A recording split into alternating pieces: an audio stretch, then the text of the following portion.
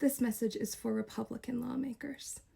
Not the ones that went in there because they thought it would be fun or cool. Certainly not the one that went in there because she wanted to be the Republican AOC. No.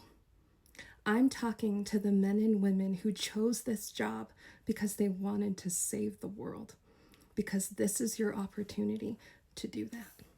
Those of you who put your hand on that Bible and raised your right hand and swore to God and everybody that you would protect this land and the Constitution that it was built off of. Those of you who felt that vibration and the honor and the sacredness of that vow because you read the book that you were touching. I'm talking to you. Those of you who value fiscal responsibility and can read a graph and own a calculator. Yeah, I'm talking to you. Those of you who have no interest in saddling your children and grandchildren and great-grandchildren after that with trillions of dollars worth of debt that's being recklessly spent on these ridiculous political stunts. I'm talking to you. Those of you who watched as a Latino woman held your baby when they cried, fed them when they were hungry, and cuddled them when they were sick.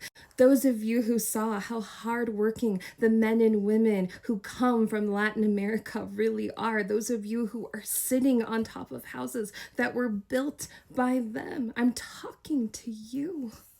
Step down. Right now, step down. There is a very narrow majority in both houses. In Congress, I believe it's 218 people versus 216 people or something. So that means it only takes 4 of you to decide today that enough is enough. 4? That's 2%. I know that there are 2% of you that do not agree with what you are seeing right now. In the Senate, it will take 5. That's about 10% of you.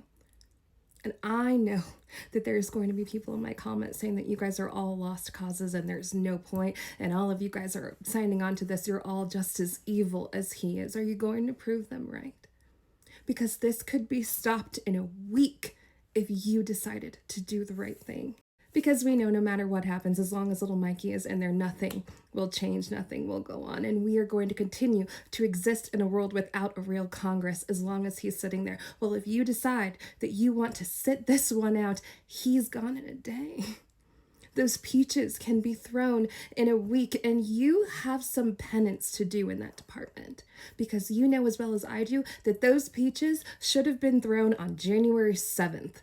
Of 2021. He had no business continuing to walk those hallowed halls one more minute after what he did that day. And a lot of you guys decided to play nice instead.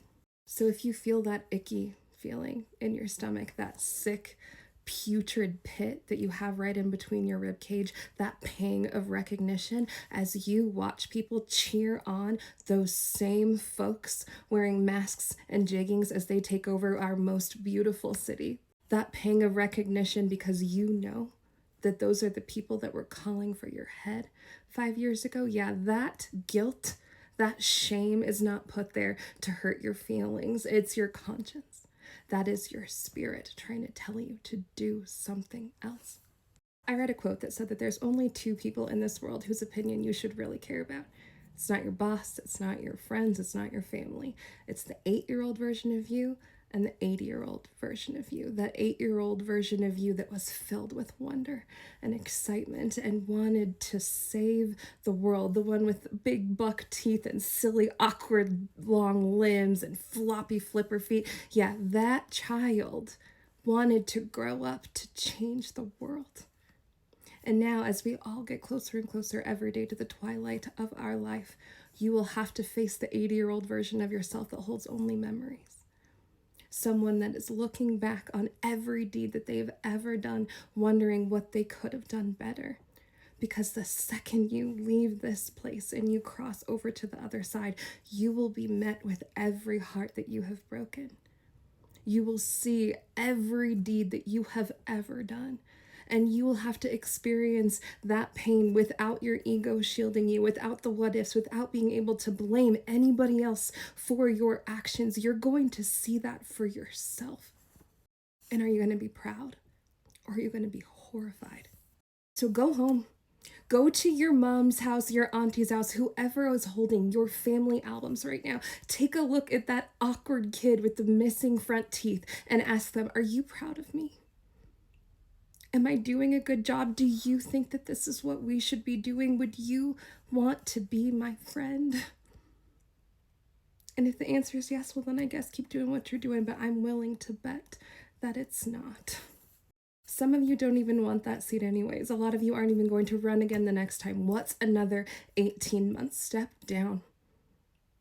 Be a hero. You can save our country. You know what tyranny looks like, and it looks exactly like this. It's up to you. I'm sitting here in my kid's nursery doing everything that I can, but this is up to you. And you did not spend all of that time, money, energy, and education to sit there and be quiet and roll over while that taco takes over the world. When that 80, 100-year-old version of yourself is lying in a bed surrounded by their family, they could look back at this moment and either smile and be filled with pride or be filled with absolute terror, knowing what awaits them as soon as they close their eyes. Which version of that person is up to you. Step down. Do the right thing.